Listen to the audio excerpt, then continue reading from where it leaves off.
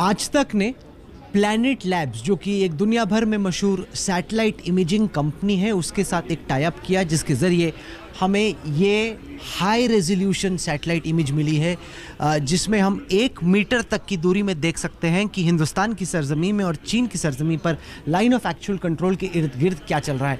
सबसे पहले मैं दर्शकों को बताऊं कि ये तस्वीर कल दोपहर की ली गई है, यानी कि हिंदुस्तान और चीन की सेना के बीच मुठभेड़ के 1 दिन बाद। और इस तस्वीर में साफ हो जाता है कि चीनी सेना ने जो वायदा किया कि वो लाइन ऑफ एक्चुअल कंट्रोल से अपनी आर्मी को वापस खींचेंगे, वापस जाएंगे अपने पोस्ट पर, वो पूरा नहीं हुआ। मैं दिखाना चाहता हूं कि दरअसल हुआ क्या।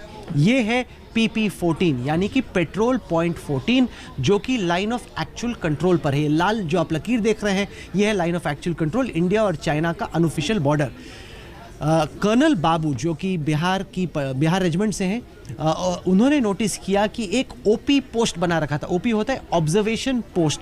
चाइना ने यहाँ पर PP14 के नज़दीक स्लोप पर बना रखा था, जहाँ पे उन्होंने अपने टेंट डाल रखे थे। और ये उल्लंघन था कोर कमांडर्स के बीच में जो समझौता हुआ 6 जून को, उस फैसले का, जिसमें तय हुआ था कि चाइनीज़ आर्मी वापस जाएगी। चाइनीज़ आर्मी का ये कहना था कि हम इस वजह से इस पोस्ट पे बैठे हैं क्योंकि हम देखना चाहते हैं कि आप पीछे जा रहे हैं कि नहीं। लेकिन हिंदुस्तानी सेना को लगा कि ये लोग बदमाशी कर रहे हैं, इस वजह से परसों की दोपहर कर्नल बाबू और उनकी टीम की एक टुकड़ी निकली, उनकी पलटन की एक टुकड़ी निकली। वहाँ पर उनकी PP14 पर चाइनीज़ कमांडिंग ऑफिसर जो थे उनसे बातचीत होनी थी। लेकिन उस वक्त हमने पाया कि चाइनीज़ आर्मी ने अपने सैनिकों को पहाड़ों पर बैठा रखा था। स्लोप के ऊपर चाइनीज़ आर्मी के सैनिक बैठे हुए थे, जिनके पास पत्थर थे। जैसे ही इंडियन आर्मी की टुकड़ी वहाँ पर पहुँची, उन्होंने पत्थर बरसाने शुरू किए और साथ ही साथ उनके साथ लाठियाँ थी। लाठियों पे उन्होंने नुकीली तार, बार्ब्ड वायर्स बिछा रखे थे।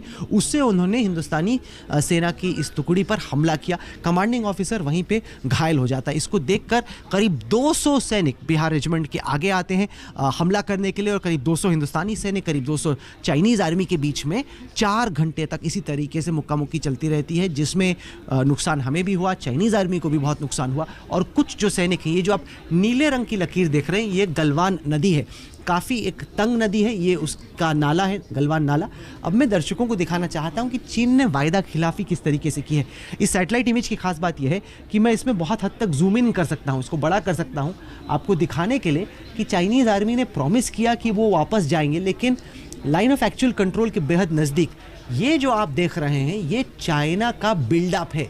ये थोड़ा कम बिल्डअप है, लेकिन जैसे जैसे आप नदी के साथ साथ पीछे आते हैं, आप यहाँ पे देखेंगे चाइनीज़ आर्मी का और भी बड़ा बिल्डअप है। मैं आपको अगले मैप पे दिखाता हूँ, जिसमें हमने इसको ब्लो अप किया। ये देखिए, हम थोड़ा सा लाइन ऑफ एक्चुअल कंट्रोल से पीछे की तरफ आए और यहाँ पर मैंने दिन में गिना 200 से ज़्यादा स्ट्रक्चर्स हैं। अगर आप बहुत गौर से देखें तो इसमें हेवी अर्थ मूविंग इक्विपमेंट है, यानी JCB, ऐसा साजो सामान जिससे आप ब्रिज बनाया करते हैं, क्योंकि नदी के आर पार जाने के लिए आपको ब्रिज चाहिए। इसका मतलब है कि चाइना अपनी सेना को बड़ी तादाद में लाइन ऑफ एक्चुअल कंट्रोल के नज़दीक लाना चाहता है। ये एक कच्चा रास्ता है, इस कच्चे रास्ते पे टेंट्स भी हैं, कुछ एम्यूनिशन, असला बारूद भी है, उसका डिपो भी है, कुछ हट्स भी हैं जहाँ पर सेना के लोग रहते हैं। और ये इन्होंने बड़ा इंटेंसिव बिल्डअप किया हुआ। अगर आप देखें, ये लाइन ऑफ एक्चुअल कंट्रोल है, 2 बिल्डअप है, एक इस इलाके में है और उसके पीछे नदी के साथ साथ एक और बिल्डअप है। मैं आपको अगला मैप दिखाता हूँ। ये देखिए कितना विशाल ये बिल्डअप चाइनीज़ आर्मी ने गलवान नदी के किनारे किनारे पे किया हुआ है। यही उन्होंने वायदा किया था कि हम यहाँ से पीछे जाएंगे, जिसको वो जाने को तैयार नहीं थे। इनको पीछे कहाँ पे जाना था, आप मुझे मौका दीजिए, मैं आपको दिखाता हूँ कि चाइनीज़ आर्मी ने वादा किया था कि ये जो चाइनीज़ पोस्ट है, इसकी तरफ इनको पीछे जाना था।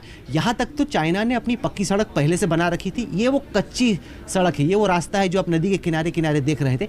चाइनीज़ आर्मी ने वादा किया था कि वो वापस जाएंगे, लेकिन वापस जाने की बजाय इस इलाके में वो डेरा जमा के बैठे थे और ठीक LAC के ऊपर एकदम भारत की ज़मीन पे उन्होंने अपना ऑब्जर्वेशन पोस्ट बनाया हुआ था। कर्नल बाबू ने कहा ये हमें कतई मंजूर नहीं। चाइनीज़ आर्मी को परेशानी यह है कि हिंदुस्तान ने ये दौलत बेग ओल्डी से लेकर दरबुक तक DSDBO सड़क बना रही, 323 किलोमीटर लंबी। वो नहीं चाहते कि एक तो ये सड़क बने और इस सड़क पे हिंदुस्तान एक्सटेंशन निकाले। हिंदुस्तान एक्सटेंशन बना रहा ताकि सीधे LAC तक हम भी पहुंच जाए, उसी तरीके से जैसे चाइनीज़ आर्मी LAC तक पहुंच रही है, जो कि हिंदुस्तान का हक भी है, क्योंकि ये तो हमारी ज़मीन है। हम अपनी ज़मीन पर जहाँ चाहें सड़क, चाहें जहाँ चाहें ब्रिज चाहें बना सकते हैं। चाइनीज़ आर्मी को दिक्कत हो रही, क्योंकि इससे चाइना का जो एक एडवांटेज है काराकोरम पास का। काराकोरम पास बहुत अहम है और यह है दौलत बेग ओल्डी का इलाका। दौलत बेग ओल्डी को सब सेक्टर नॉर्थ कहा जाता है। ये अक्साई चीन का वो हिस्सा है जो अभी भी भारत के कंट्रोल में है। उस तरफ चीनी कंट्रोल वाला अक्साई चीन का हिस्सा है। इस इलाके तक साजो सामान पहुंचाना, इक्विपमेंट पहुंचाना भारत के लिए बहुत इंपॉर्टेंट है, भारत की राष्ट्रीय सुरक्षा के लिए बेहद अहम है। चाइना नहीं चाहता कि इस रास्ते पर भारत के काफिले चल सकें। जैसे पाकिस्तान ने करगिल में किया, ठीक उसी तरह से उसकी मंशा ये थी कि वो हाइट्स पे बैठ जाए, पहाड़ों पे बैठ जाए, ताकि हमारी जो हाईवे, हमारा जो रास्ता है उसको डोमिनेट कर पाए। अभी की स्थिति यह है कि चाइनीज़ आर्मी कुछ हद तक तो पीछे आ चुकी है लाइन ऑफ एक्चुअल कंट्रोल से, लेकिन जिस तादाद में उसको पीछे जाना था, जिस तरीके से उसको पीछे जाना था, वो नहीं किया। और दूसरा जो साफ हो गया है वो ये कि भारत और चाइना के बीच में कई मर्तबा अफसरों के बीच में, कर्नल्स के बीच में, ब्रिगेडियर्स के बीच में, जनरल्स के बीच में बातचीत चलती रहती है, लेकिन जिस तरीके से एक छोटी टुकड़ी पर घात लगाकर हमला किया, ऐसा काम आतंकवादी करते हैं, ऐसा काम प्रोफेशनल सेनाएं जो होती हैं वो नहीं करती। और जो सोच बन रही है भारत के बीच में, तमाम जो हमारे सैनिक थे जो कि इस मुठभेड़ में मौजूद थे, उनसे बातचीत करके, पलटन से बातचीत करके, वो ये कि चाइनीज़ आर्मी कहीं चाहती थी कि जो स्थिति है वो एस्केलेट की जाए, उसमें वायलेंस हो, क्योंकि 1967 के बाद या फिर 1975 के बाद ये दो वाक़ये हैं पिछले करीब 5 दशक में जब वायलेंस इस तरह की हुई, उसके बाद कभी भी इस तरह की चीज़ नहीं हुई है। तो ये कुल मिला के हमने सैटेलाइट मैप्स के ज़रिए आपको समझाने की कोशिश की कि इस इलाके में फ़िलहाल चल क्या रहा है।